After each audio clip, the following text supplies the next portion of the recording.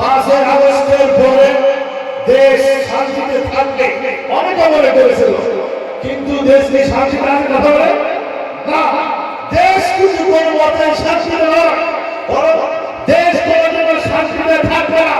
যতই সংস্কার করা হোক কেন, দেশ তখনই শান্তিতে থাকবে যখন এই দেশের সংবিধান হবে আল কুরআন। ঠিক কিনা? এই জমিনে